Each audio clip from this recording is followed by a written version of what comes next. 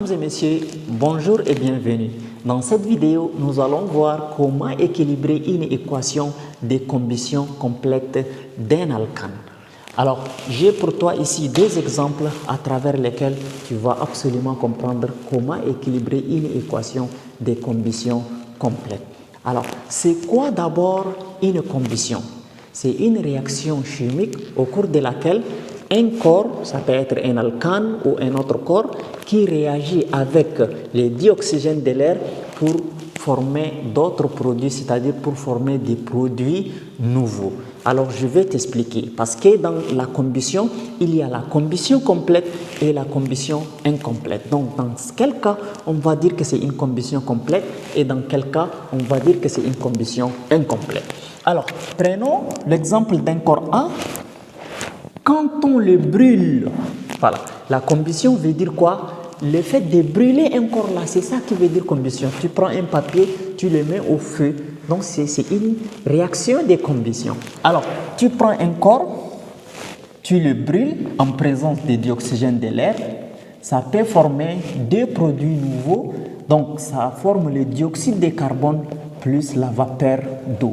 Ou bien quand tu prends un corps, tu le brûles, ça peut produire le monoxyde de carbone plus la vapeur d'eau. Ou encore, quand tu prends un corps, tu le brûles, ça peut former seulement du carbone plus la vapeur d'eau. Alors, ici, quand le corps réagit avec le dioxygène de l'air et que ça forme du dioxyde de carbone plus la vapeur d'eau,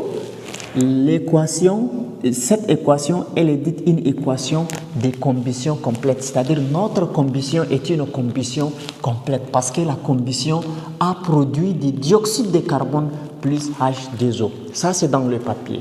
Maintenant, comment savoir dans la vie active que j'ai déjà brûlé un corps et la combustion, elle est complète ou elle est incomplète? Si vous prenez un corps, vous le mettez au feu et que ça brûle, mais vous ne voyez rien qui se dégage.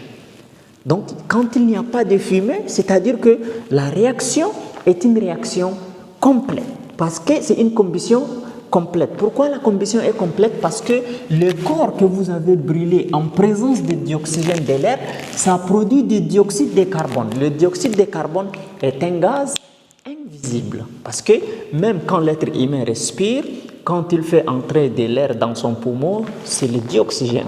Mais quand il expire, c'est-à-dire il dégage du dioxyde de carbone. Mais on ne peut en aucun cas voir que voilà le dioxyde de carbone est en train de sortir, voilà des fumées qui sont en train de sortir. C'est pourquoi le dioxyde de carbone est un gaz invisible. Alors, quand vous avez un feu, donc je prends le cas des gaz butane. Quand on brûle un gaz, c'est-à-dire que vous prenez votre gaz de la cuisine et vous allumez, donc vous n'allez pas voir qu'il y a des fumées qui se dégagent. Donc je peux dire dans ces cas, la combustion est une combustion complète parce qu'il n'y a pas de fumée. Alors, et ça dégage aussi des vapeurs d'eau. Maintenant, la vapeur d'eau, quelquefois c'est invisible, mais quelquefois on dit que c'est visible. Donc ce que vous voyez quand quand vous avez de l'eau qui bout au feu, ce que vous voyez en train de sortir comme des fumées, ce sont des gouttelettes d'eau en suspension, mais en réalité ce ne sont pas des vapeurs d'eau. Les vapeurs d'eau sont vraiment invisibles aussi.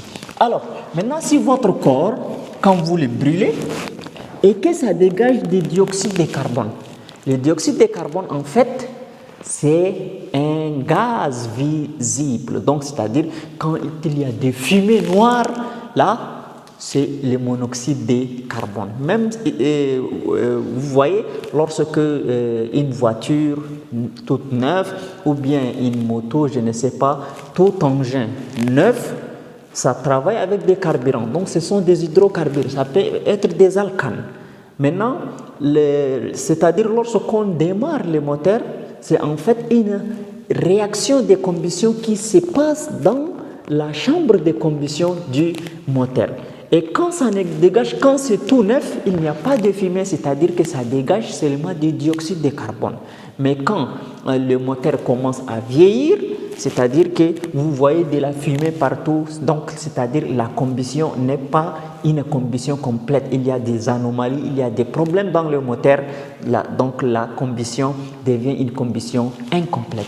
Et il y a aussi les carbones. Les carbones, quand un corps, vous le brûlez, ça dégage des carbones. Donc les carbones ici, quand on dit C, c'est en fait les noirs des carbones même que cette réaction-là va les dégager.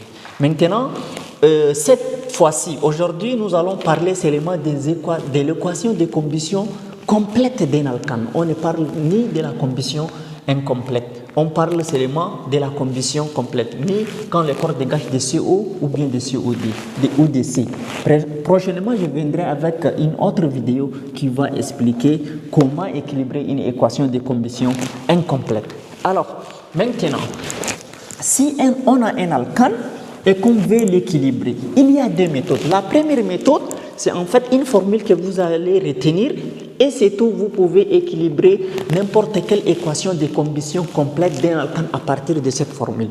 Donc, d'abord, l'alcane, c'est un hydrocarbure saturé qui a pour formule CnH2n plus 2. Voilà. Donc, quand on brûle un alcane, c'est-à-dire plus on ajoute de OD, c'est-à-dire c'est en présence de l'oxygène de l'air. Parce que quand un feu brûle, c'est-à-dire qu'est-ce qu'il faut pour que le feu, pour qu'il y ait feu, qu'il faut un comburant, un combustible et une source de chaleur. Le comburant, c'est l'oxygène de l'air. Le feu même, c'est comme l'être humain. L'être humain a besoin de respirer, donc il faut l'oxygène.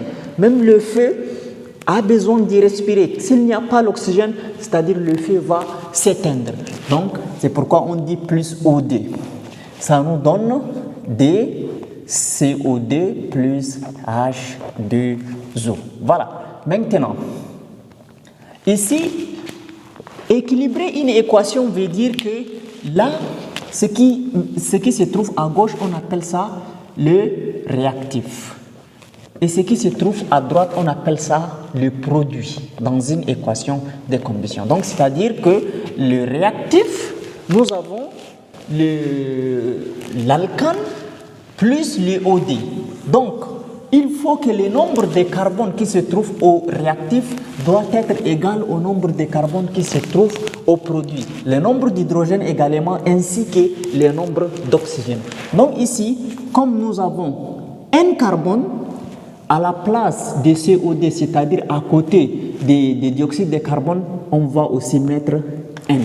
Donc, c'est-à-dire déjà les nombres de carbone sont les mêmes, c'est équilibré. Ici, nous avons N carbone. Si j'écris C et N, donc si par exemple j'ai C3, c'est-à-dire qu'il y a ici 3 carbones. Mais comme c'est N, ça veut dire qu'il y a N carbone. Maintenant, pour que de ce côté aussi qu'il y ait N carbone, j'ai besoin de mettre le N qui est ici, je le mets de ce côté et c'est déjà aussi N carbone. Donc, qui veut dire, donc ici nous avons N carbone, ici nous avons N carbone. Maintenant, on va équilibrer le nombre d'atomes d'hydrogène. Nous avons 2N plus 2 hydrogènes ici. 2N plus 2 hydrogènes ici. Maintenant, ici, il y a combien d'hydrogènes? Il y a 2 hydrogènes. Mais quand je mets 2N plus 2 hydrogènes ici, c'est-à-dire que ça va être 4N plus 4 hydrogènes. Le 2 qui est ici va multiplier le 2N plus 2, ça va être 4N plus 4 hydrogènes. Donc, ce qui veut dire que quand je prends le 2N plus 2, je le mets ici, donc ça va être le double des nombres d'hydrogènes qui sont de ce côté. Donc, c'est pourquoi avant de mettre 2N plus 2, je dois diviser par 2 le 2N plus 2. 2N plus 2, je divise par 2. Donc, c'est-à-dire, je prends 2 en facteur, il reste N plus 1, le tout divisé par 2. Je simplifie, donc je trouve N plus 1. Donc 2N plus 2, le tout sur 2, ça fait N plus 1. Et le N plus 1, quand je le mets ici, N plus 1, c'est-à-dire que je multiplie le 2 par N plus 1. 2 fois N, ça fait 2N, c'est exactement 2N. 2 fois 1, ça fait 2, c'est exactement 2. Vous voyez? Donc, c'est-à-dire que nous avons déjà équilibré aussi le nombre d'atomes d'hydrogène dans notre équation. Donc, N carbone, 2N plus 2 hydrogène, 2 fois N, ça donne 2N et 2 fois 1, ça donne 2. Maintenant, il reste le nombre d'oxygène qu'on doit équilibrer. Pour cela, on doit compter tous les nombres d'oxygène qui se trouvent dans les produits.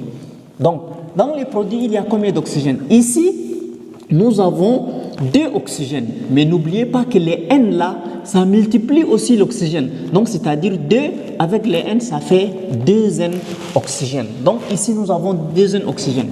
Et ici, nous avons 1 oxygène. Mais n'oubliez pas que le N plus 1 multiplie aussi le 1. Donc 1 fois N plus 1, ça fait N plus 1. Donc nous avons 2N plus N plus 1. 2N plus N, ça fait 3N. 3N plus 1, c'est-à-dire que dans les produits, nous avons 3N plus 1 oxygène. Alors les 3N plus 1 oxygène, quand je mets ici 3N plus 1, c'est-à-dire avec le 2 là, ça va être 6N plus 1. C'est pourquoi je dois diviser par 2 parce que ce 2 après, avec ce 2 après, quand je calcule, ils vont se simplifier et il reste 3N plus 1, 3N plus 1. Voilà l'équation générale des combustions d'un alcane. Mais cette équation, elle est déjà équilibrée. Donc, si par exemple, on me demande directement d'équilibrer l'éthane, CEDH6, c'est l'éthane, c'est un gaz, le deuxième alcane. Alors, quand on me demande d'équilibrer, il suffit que j'identifie les N. La formule, c'est CnH2n plus 2. Mais ici, ça s'écrit CEDH6. C'est-à-dire que N égale à combien? N égale à 2. Donc, dans cette équation, je remplace chaque N par 2 et l'équation, elle est déjà équilibrée. Donc, c'est-à-dire, j'écris ici N par 2, donc ça fait C2. Alors, ici aussi, le N par 2, donc si je remplace N par 2, c'est-à-dire 2 fois 2, 4, 4 plus 2, ça fait 6. Et ici, je remplace N par 2, 3 fois 2, ça fait 6. 6 plus 1, ça fait 7. 7 sur 2, n'est-ce pas? Et j'écris O2. N toujours par 2, ça fait 2 CO2. Et je remplace N par 2, ça fait 2 plus 1, ça fait 3. 3 H2O. Et cette équation-là, elle est équilibrée. C'est-à-dire, il suffit que je remplace là où il y a O2 ici, c'est par 7 demi. Là où il y a CO2, je mets 2. Et là où il y a H2O, je mets 3. Ça, c'est en utilisant la formule. Mais je ne recommande pas vraiment que vous utilisiez la formule. Suivez avec moi ce que je vais vous faire là et vous allez équilibrer une équation de combustion complète d'un alcane sans problème. Bien. Alors, qu'est-ce qu'il faut faire? Ici, il y a 2 carbones. Vous mettez 2 ici. Si c'est 6, vous mettez 6. Si c'est 1000 carbones ici, à côté du dioxyde de carbone, vous mettez les nombres que vous voyez ici. Donc, c'est fini. Alors, ici, comme il y a 2 carbones, j'écris 2. Les nombres d'hydrogène, je divise toujours par 2. Les nombres de carbone, je mets. Les nombres d'hydrogène, je divise par 2. C'est très simple. Le nombre de carbone, je mets. Le nombre d'hydrogène, je divise par 2. Donc, 6 divisé par 2, ça fait 3. Donc, je mets les 3 ici. Vous avez vu? Maintenant, il faut compter les oxygènes qui sont là. Donc, ici, nous avons 2 oxygènes. Donc, ces 2 là multiplie l'autre 2, ça fait 4.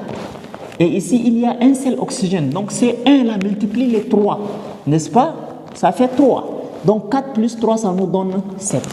On met 7 ici et sachez très bien que le 7 là, on divise par 2. Tous les nombres qu'on les met à côté de l'oxygène, on les divise toujours par 2. Tout nombre qu'on met à côté de l'oxygène, on divise par 2. Bien, maintenant, il reste ici C5H12 plus OD, ça nous donne COD plus H2O. Il y a combien de carbone? 5 carbones. Donc, je mets 5 ici. Il y a combien d'hydrogène? 6, 12 hydrogènes. Je divise par 2, je mets 6. Bien. Maintenant, je compte les nombres de carbone et d'hydrogène qui sont, d'oxygène, autant pour moi, qui sont ici. Ici, il y a 2 oxygènes. Je multiplie les 2 par les 5, ça fait 10. Ici, il y a un seul oxygène. 1 fois 6, ça fait 6. Donc, ça fait au total combien? Ça fait au total 16. Mais avant de mettre le 16 ici, je dois le diviser par 2. Donc, ça me donne 8. Donc, je mets 8 ici. C'est déjà équilibré. Alors, le dernier, j'ai combien d'atomes de carbone? 6. J'écris 6. J'ai combien d'atomes d'hydrogène? 14. Je divise par 2, je mets 7. Je compte le nombre d'atomes d'oxygène. 2 fois 6, ça fait 12. Et 1 fois 7, ça fait 7. Donc 12 plus 7, ça me fait 19. Donc 19, comme quand je divise par 2, ça me donne un nombre avec virgule. Donc je mets 19 sur 2. 19 sur 2. Et voilà, nous avons équilibré nos équations d'une manière très simple. Si la vidéo vous a plu, n'oubliez pas de la partager, de la liker, de vous abonner à la chaîne. Activez aussi la cloche de notification afin de ne plus rater nos prochaines vidéos. Merci.